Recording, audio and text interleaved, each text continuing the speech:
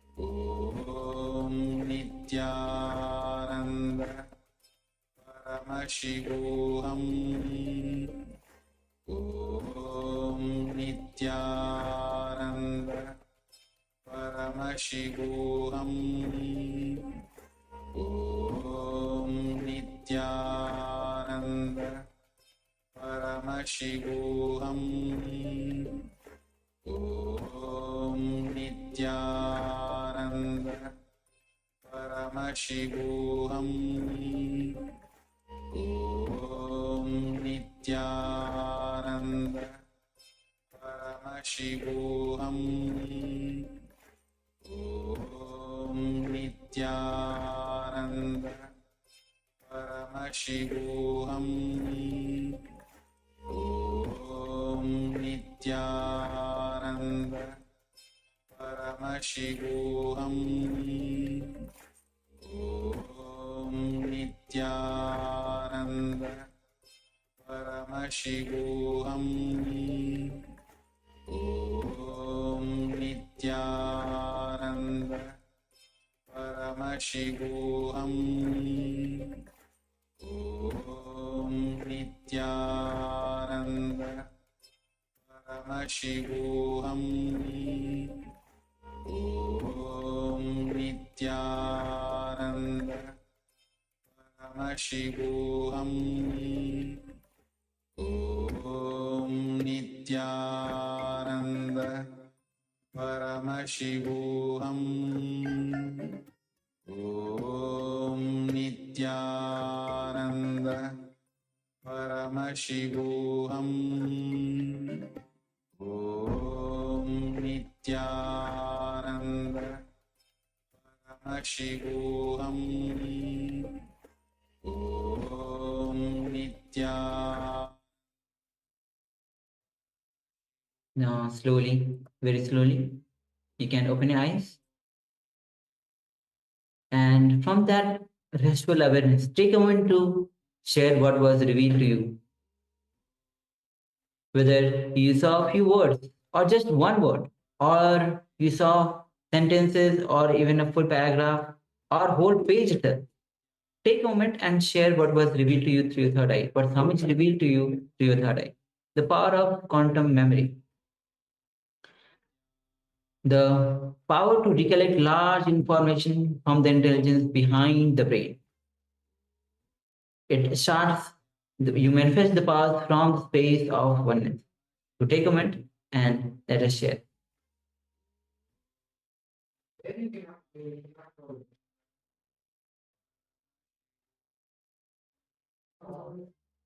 Yes. And also requesting Ma Agam Priya, Show Vaping, Ma Kali Bang, Shi Hui to switch on the camera, be available, and also requesting all the participants on the YouTube to be available.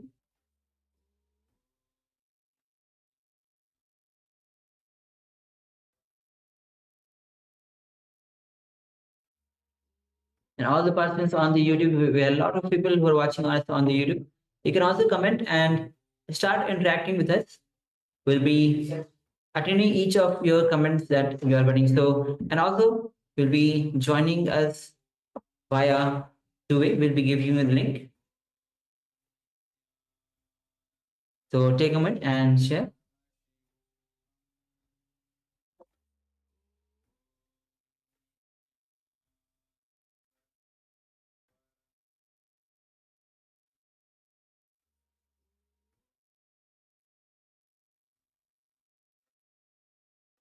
All right. So with this, let's move on to the next session, which is going to be a question and answer on the guru and disciple relationship. Swamiji says very beautifully, the only relationship that you should have in your life is guru-disciple relationship. It is your chemistry with guru, your physics with guru. That relationship, the only worthwhile having in your life. So you'll be having so many questions about this relationship. So this is going to be a revelation, a question and answer. Participants have asked their questions. So your questions might also get answered.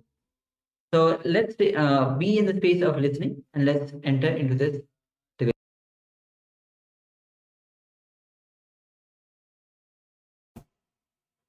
Zen Buddhism, there is a beautiful story. Zen masters are the real master surgeons. And they are really wild people. To give enlightenment, they will go to any extreme. Let me narrate few Zen stories. How they forced the meat into the mouth of a cup. How they forced the first experience into the disciples. It's a strange, but very nice to hear those stories. One disciple, young guy, who grew up with the master from the young age, he used to imitate the master continuously. Master had a habit of, after saying everything, he will show like this. He has got a habit. The disciple also will do the same thing. He will stand behind, and whenever master gives a discourse, he will imitate the master. He will repeat. He will do the same thing. One day suddenly, master just removed his sword. The Zen master used to have a sword. He just removed his sword and cut the hand. Just chop the hand. The disciple had so much of trust and he was so much connected to the master. Immediately, without a second thought, he felt, if master does, there must be something good. He must be doing only for my good. That trust, actually, when you enter into a ultimate fear, deep fear, if you are conscious, aware, you enter into the enlightened zone. If you are moved, if you are unconscious, if you are shaken away, if you are taken away by your emotions, you fall into the lower level conscious or lower level spaces. If you are aware in the peak modes, you enter into higher level consciousness. This guy had such a deep trust towards the master. Even when his hand was cut, he knew for sure, it was very clear, something is good. When if master does, it must be something good for him. And the very trust transported him to the higher level consciousness, suddenly experienced the enlightenment. The story says he became enlightened. Now other disciples, they took care of him. They did some whatever has to be done, the first aid or whatever possible help. Once he got healed, some disciples asked Master, it's nice you became enlightened, but you lost few fingers. Why should you lose few fingers for enlightenment? Master says, people lose lives, thousands of lives for enlightenment. Few fingers are okay, leave it. Good bargain. It's something not bad. Another good incident of some kind. One person went to the master asking for enlightenment. The master was walking on the third floor of the building. The disciple was walking behind him. Master, please help me, guide me, give me enlightenment. Suddenly the master turned and pushed the disciple from the third floor. Just he pushed. Again, the disciple was so deeply connected. Of course, Zen masters don't do this type of techniques unless a disciple is very deeply connected. Only the right disciples, this type of techniques are used because these are instant techniques to give enlightenment. Straight techniques. Again, the disciple was so connected, so deeply connected. He felt when master does, there is something good. And he felt he was just floating. in the air and fell like a flower. The story says, the moment he touched the ground, he touched the heaven. When he touched the ground, he touched the heaven. He became enlightened. The deep trust, whatever Master says is good for me, whatever Master does is good for me, that very trust has made him enlightened.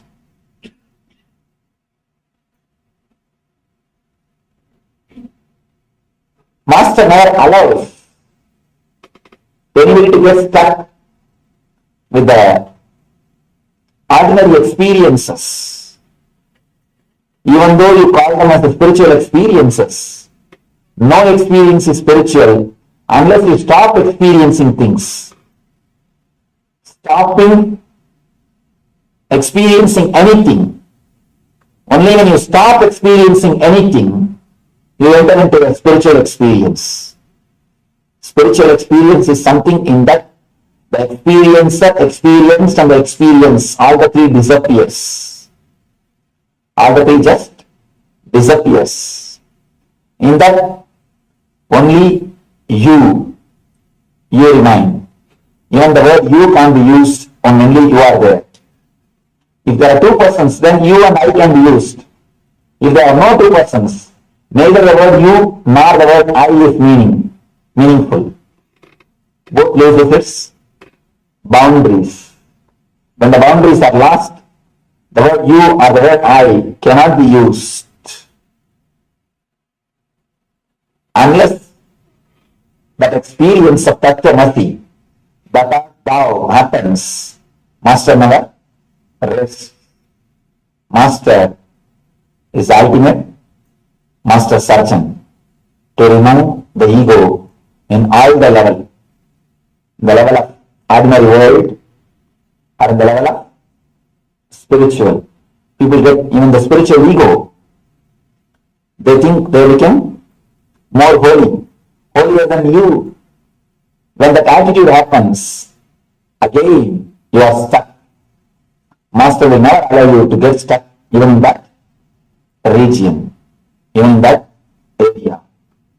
Till you realize, till you experience the ultimate, till you experience the truth of yourself, he never rests. He continues to do his surgery on your being. The more you allow surgery, the more you realize the truth. There are few people who try to run away from the operation table between the surgery. That is very dangerous. That's why I always tell people, before surrendering, do all your checking, verifying, window shopping, everything. Do everything before you surrender. Once you surrender, allow him to work on you. If you try to escape between the surgery, it's very dangerous. Very dangerous. Let us request and pray to this ultimate Master, the divine existence, the cosmic energy, to do the Master surgery on us and give the eternal bliss, Nithyananda. Thank you. If you have any question, I'll spend a few minutes with your questions. Yes. The environment of our physical environment, our streets, our roads, our buildings, our farms. The way in which an ordinary man reacts, the same way only enlightened Master reacts. There's a beautiful story. Before enlightenment, mountain is a mountain, tree is a tree, river is a river. At the time of seeking, mountain is not a mountain, river is not a river, tree is not a tree. Everything is confused. After enlightenment, again, mountain is a mountain, tree is a tree, river is a river. And surely he reacts the same normal way, but he never sees in a normal way. Reacting is in a very normal way, but he never sees in a normal way. He sees from a totally different plane. He experiences from totally different plane. Surely he sees in a much more deeper way. Actually, a normal person or an unenlightened person can never see things normally. He can see only in a distorted way, as he wants. Let me tell you a small story. One villager went to a nearby village for some job. He was coming back to his native village. From long distance, he saw his house is on the fire. Fell on the ground and started rolling and weeping. Oh, my house is on the fire. Save me, and who will help me? I don't know. Suddenly, his son ran towards him and told, "Father, don't weep, don't worry. Yesterday we sold that house, it is not ours anymore." Then I thought, oh, then it's okay. Then he started enjoying. After a few minutes, the next son came. Father, we told that is true, but we have not got the money. We have not got the money. Again, he started rolling on the ground and weeping, "Oh, my house is on the fire, my house is on the fire. Save me, please help me." After a few minutes, the wife came. She said, "Don't worry, today morning we got the money. It is in the bank. Money is transferred. It is not our house anymore." This guy got up and said, "Oh, it's okay." Then okay. Started enjoying. Same feel, same person, same situation, see the different reactions. The moment he sees it is his, the reaction is different. The moment he thinks it is somebody else's, the reaction is different. So normal person never see things in a normal way.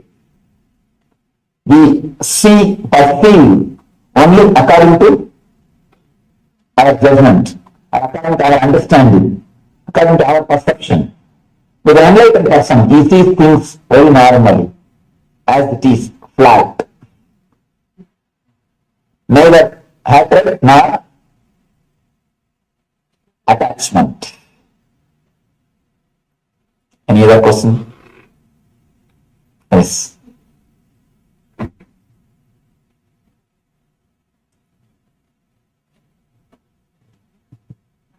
This one. What is the distinction between dropping, letting life flow, and laziness? In laziness, you will always be tired. You see, understand important thing, tired of taking rest. The more you rest, more you will be tired. Be very clear. You see your own life. The more you rest, more you will be tired. Laziness will always have tired of taking rest. Letting go, you will be again and again fresh and alive. You will be just bubbling, radiating.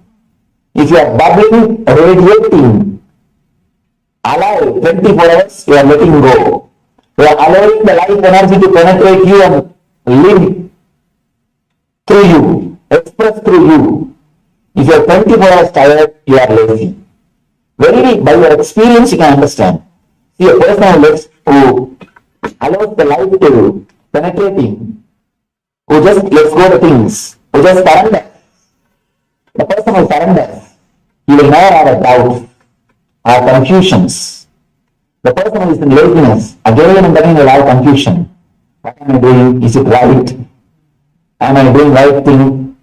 If you are having confusion, please be very clear, you are in laziness. The moment you surrender, this confusion will disappear.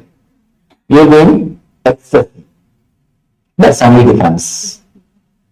Next.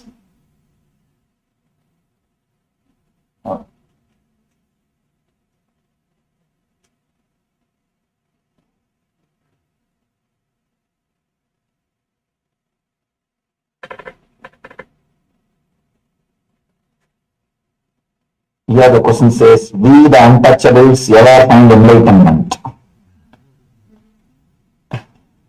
As long as you have an idea that you are an untouchable, you can't find enlightenment.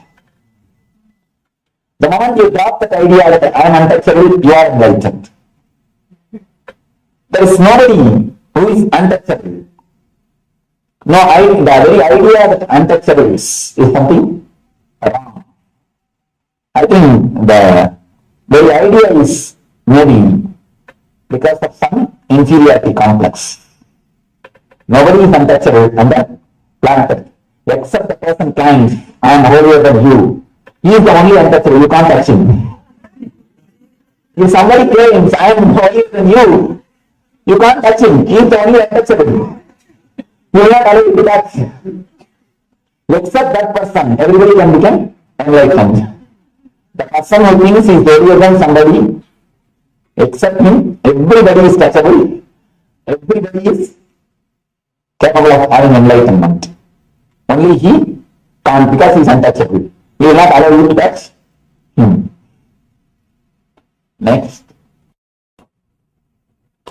Yes. Swamiji, do you know how you became enlightened? Oh. The moment you become enlightened, the very doubt disappears, whether you are enlightened or not. The very doubt disappears. And you are just clear. Do you know, you are seeing me? Are you clear about that? Same way. How you don't have any doubt about you are seeing me or not? Same way, I have no doubt. It is just a clear-cut vision or experience. Straight away you see it. You experience it. So the question simply disappears. As long as you have the question that you are enlightened or not, you are not. Please be very clear. As long as the question is there, you are not. Once you are, the question disappears. Yes. You said master is the guru that we know, or is the self of ourselves, and self-consciousness is also a guru, our own guru. Consciousness is guru, conscience is not. We always mistake conscience as a consciousness. Conscience means it will tell you do this, don't do this. Do this, don't do this. These do's and don'ts will be given to you by conscience. You will always be fighting with conscience. The more the conscience you have, more your life will be dead. More you will be schizophrenia. More you will be a split personality. With consciousness, you will never have a doubt, should I do this, should I do that? You will just be very clear. You will just do what has to be done. So with conscience, you will have a continuous fight. Please be very clear. If you are having conscience, don't think it is your guru. No. If you are having consciousness, then it is your guru. Yes. How we can enlighten us and what can help us to enlighten? It is as simple as 1, 2, 3. 1, start meditating. 2, continue meditating. 3, continue meditating. Meditation is the only key to experience that you are enlightened. Just enter into the meditation, of course, which is your natural state.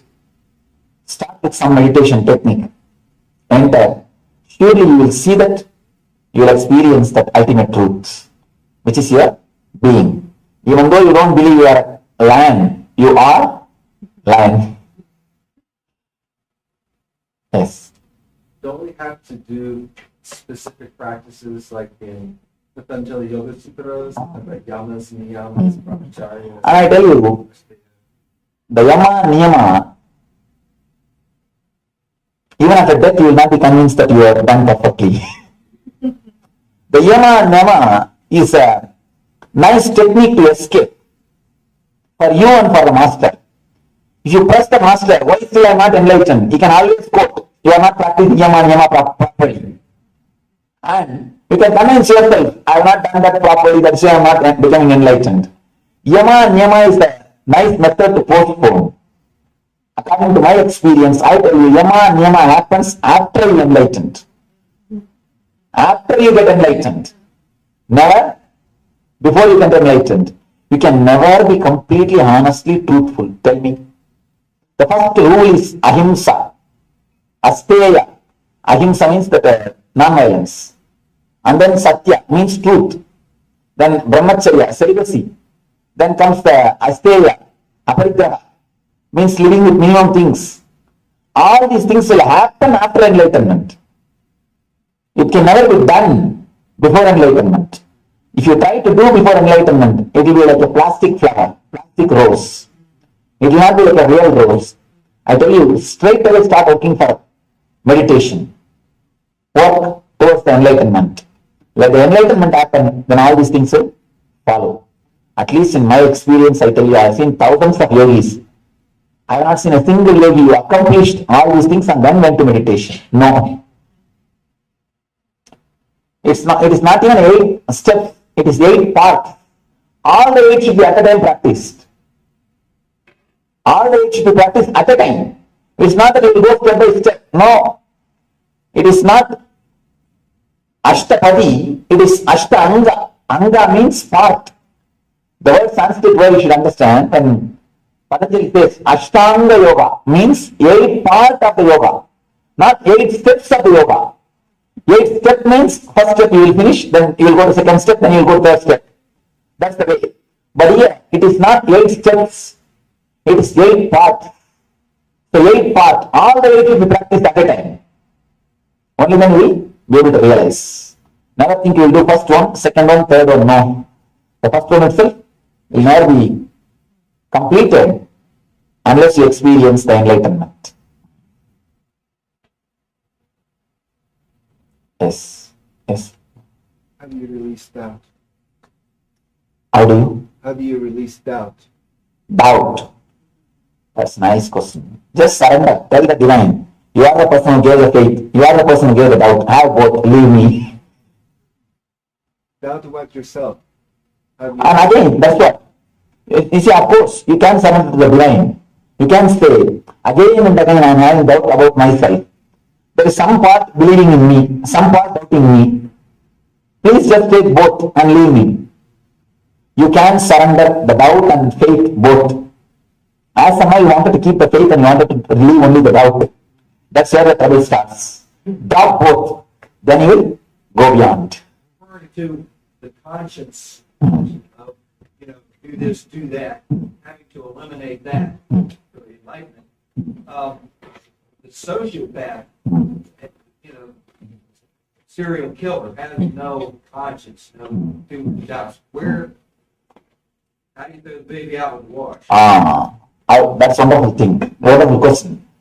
The real man who is with conscience will never hurt others. He can't hurt others. He can't disturb others. He feels the other being also himself. He can't kill others. He can't do anything wrong. The person with conscience, even if he does not do wrong, he will be violence in his being. A person with conscience, he may not kill with a knife, but he will be killing the people with his words. He may not use the sword, he will be using the word. Because his being will be very violent. So with conscience, even if you are non-violent socially, it's not okay. But with consciousness, you can never be violent. And according to me, morality should be based on consciousness, not on conscience. This whole NSP, this weekend workshop, which I am doing, is all about this conscience and consciousness. The conscience is the poor substitute for consciousness. Because we are not able to experience the consciousness, we cut out of the conscience, we start living based on that. This whole NSP, these 2 days, I am helping, I am trying to see that people reach there at least one glimpse of consciousness. They experience at least one glimpse of consciousness. So that they start living with consciousness instead of conscience. I always tell people in the whole program, the conscience is just a mask or anything based on conscience is only skin deep. You know how deep the skin is. It is not going to be eternal. Anything based on consciousness will be eternal. Surely we should work for conscious experience. Just because we don't have conscious experience, we should not compromise with conscience. We should not compromise with conscience. our morality, our understanding, lifestyle, everything should be based on consciousness, not on conscience. See one thing, when it is based on conscience, it is naturally based on fear and greed. See, when the idea that you should not speed up, if it is based on the fear, naturally when you don't see the cop's car, you will raise the speed. Automatically you raise the speed. And it's little tasty also. To break some law, you feel some, it becomes very taste. And you feel good about it. And you feel that you have become very courageous. And you think you have become a very big person. Anything based on conscience or fear and greed will only misguide you, or you'll be just waiting for the chance to go to break that rule, to go beyond it. That's why you can see the kids. Whatever you say, simply they will say no. Saying no to the father, mother, it gives them a sort of a courage. And they feel only when they say no, they become adult. So they just wanted to prove themselves.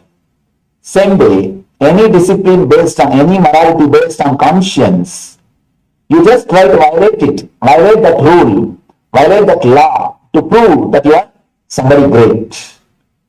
I tell you, directly or indirectly, you will be continuously doing something wrong if your morality is based on conscience. So it is better to go for a conscious experience than living based on conscience. Pray to the ultimate energy to give us all the ultimate conscious experience, the eternal bliss. Nithyananda. Thank you.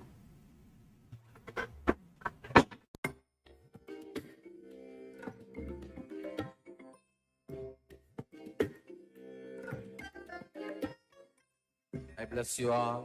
Let you all open all your three eyes and manifest the powers of Mahasudashiva. Om Nithyananda Paramashivoham.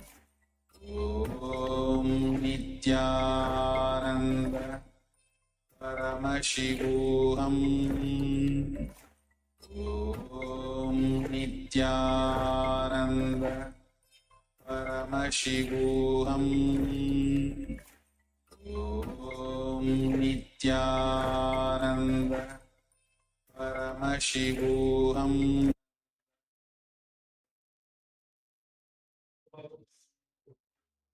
Yes, so this was a question and answer on guru and disciple relationship. A beautiful session where we got to know the questions that the participants had. All right, so with this, we'll be moving on to the Kriya. Today, we'll be having a Kriya for vertigo care. Yes, so vertigo is when you look down from high buildings or high places and you start getting this feeling of dizziness, lightheadedness, feel like you're going to fall over. So you feel that you need to hold on to something to feel safe, to feel secure. So let us get ready, and in this Kriya, we'll have different asanas, different breathing techniques. So requesting participants, make sure that you have a little bit of space around you so you don't bump into things, so also that you won't be distracted. And of course, this Kriya is, even though it is specifically made for this for vertigo care, it has so many other benefits. So even if you don't have vertigo, then you can still take part in this, and it will bring so many benefits to you. Now, the thing is, Swamiji has created these kriyas. Swamiji has created a set of 108 kriyas for various different ailments, different illnesses, different things that affect us, such as vertigo, for example. And he has personally tested these to make sure that we get the best of the best. So let us come to the space of listening, and please let us do this kriya along with Swamiji. Also requesting, because it is Swamiji that is conducting this very kriya, please requesting all participants to come on camera. Please make sure that you switch on your cameras and you come to the space of listening. And also, again, because the Swamiji, the most important thing about the Kriyas themselves is that they are infused with the superconscious energy of Swamiji. So Swamiji has personally infused these Kriyas with superconscious energy. So when you practice, it is like practicing in the presence of Swamiji himself. So let us come to the space of listening and let us take part in this little Kriya for vertical get.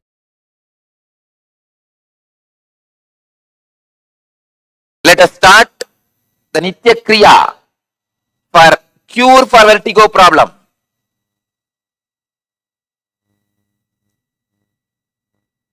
First, Koraka Jali Asanam. Koraka Jali Asanam. Please understand. The father of Hatha Yoga, Goraknatha, in his name this asana is said. Yes.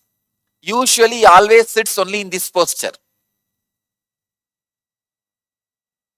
Actually, I am making a murti of Goraknatha, Dattatreya, Vaschendranatha, all of them, to be placed in our ashram all over the campus.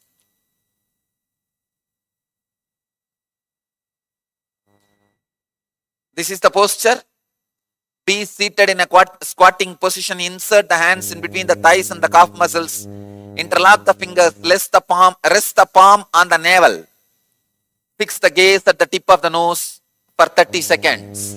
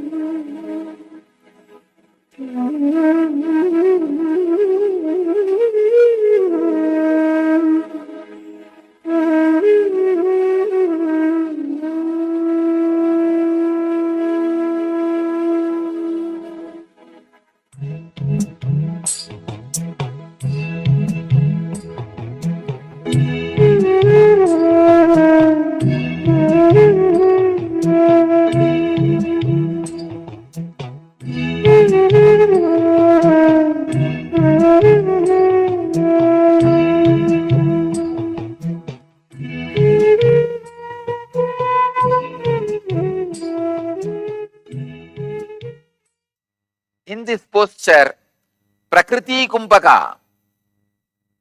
Let me give the instruction for Prakriti Kumbhaka. As you chant the Bija Mantra, Va, loudly suck the air in through nostrils and mouth.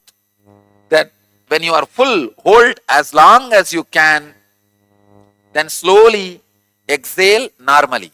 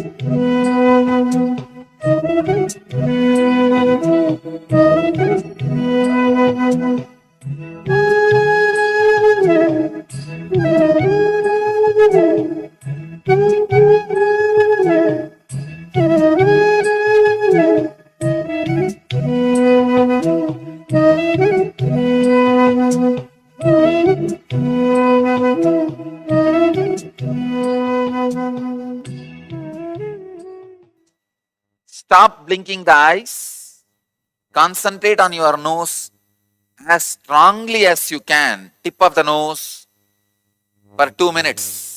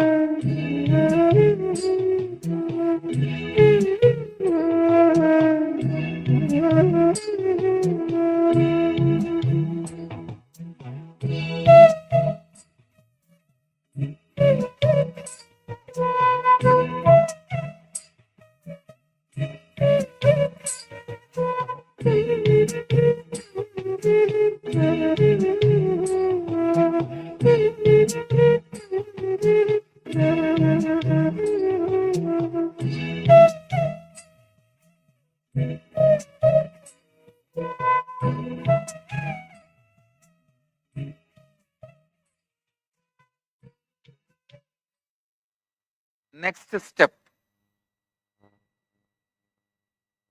change the asana Kanipavasana. Rest the hands on the ground with comfortable distance between them. Bend the elbows. Raise the legs off the ground. Let the knees touch the respective elbows. Balance the whole body. 30 seconds.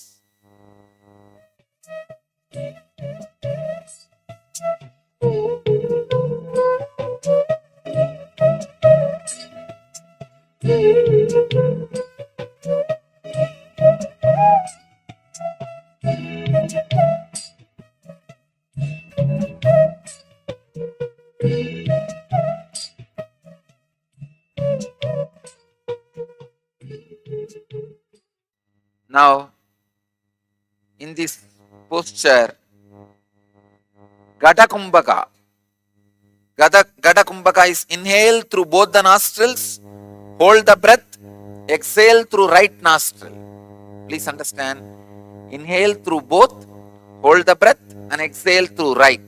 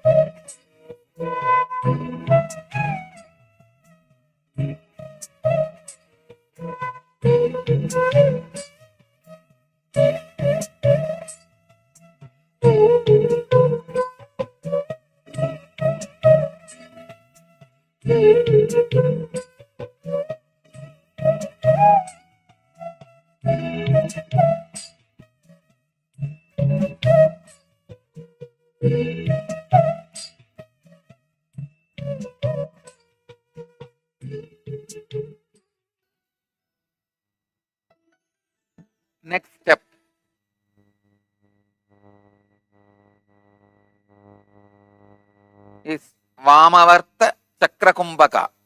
Let me give you the instruction, please understand.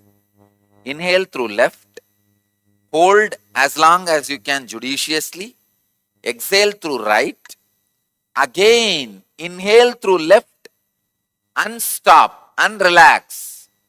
The whole pranayama gets completed with the 4 action. Inhaling left, holding, exhaling through right, and again inhaling through left. Then you can relax. Do this 21 times with this 4 action.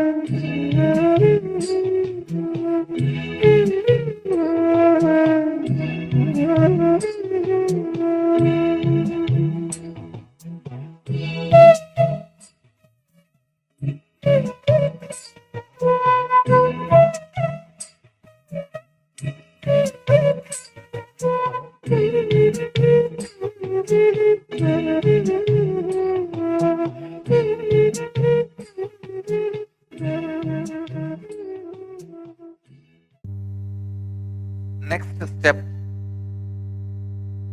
Dakshinavarta Kumbhaka. Now please understand, Inhale through right nostril.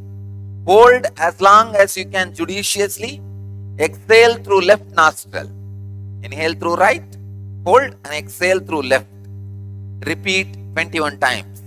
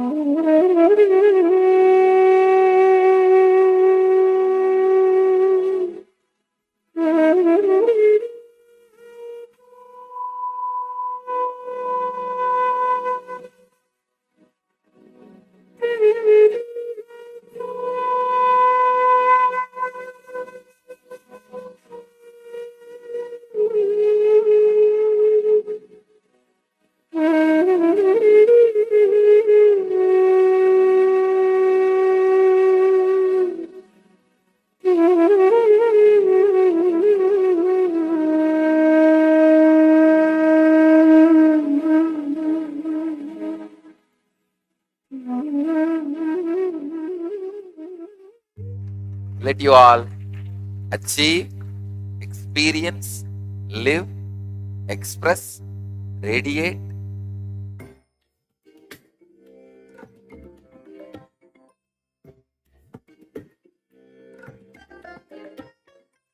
I bless you all. Let you all open all your three eyes.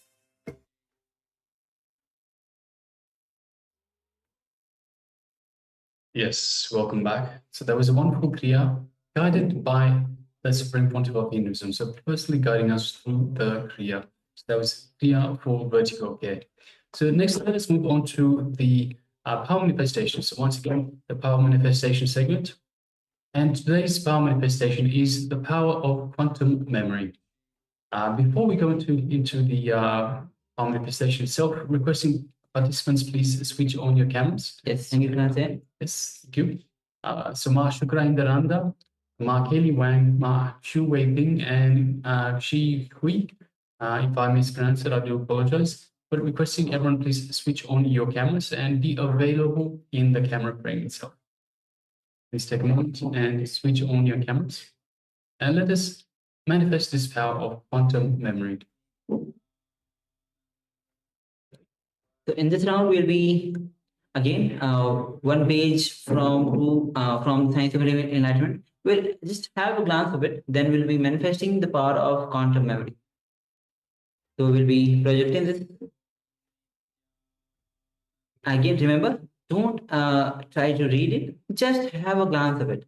As we shared the story of how Vivekananda had a glance of it of a book and just read he knew the whole detail of the book. And even Swamiji, he just have a glance of her book, and so many books he had just without even reading, he knows all details what. So just take a glance of it.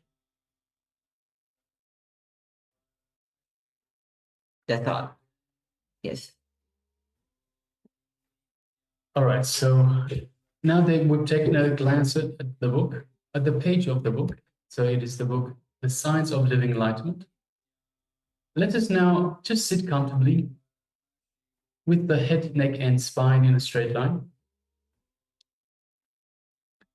Let us just unclutch from impossibility, unclutch from self-doubt, unclutch from judgment, unclutch from fear, unclutch from worries. Let us just unclutch from everything. So anytime any thought, any emotion comes into your mind, just unclutch. Just become a witness. That's it. Just a witness. Don't get involved.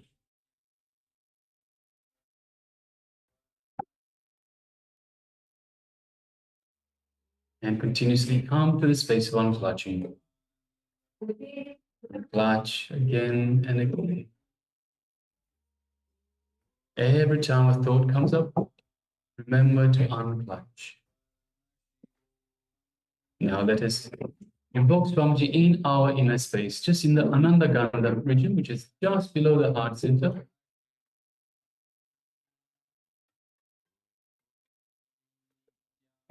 Just a mere remembrance of Swamiji, the visualization of Swamiji in our Ananda Gandha invokes the Master in our inner space. So let us just visualize, remember Swamiji in our inner space. And let's feel Swamiji's love, his compassion, his infinite grace just radiating in your inner space.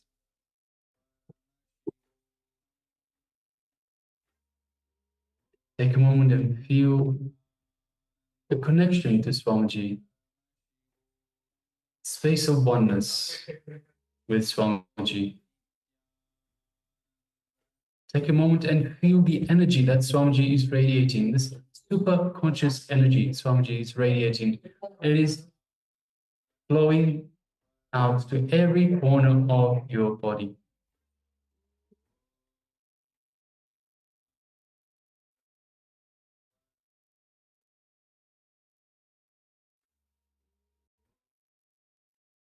And just take a moment and feel this space of oneness with Swamiji.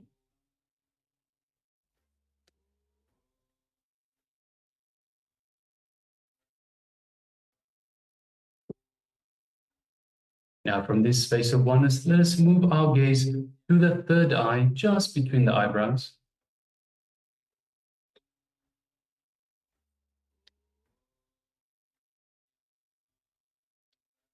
And through our third eye, let us look into Swamiji's third eye, thus creating a connection. And as we do so, feel the energy in your third eye. Feel your third eye as it is awakened, activated.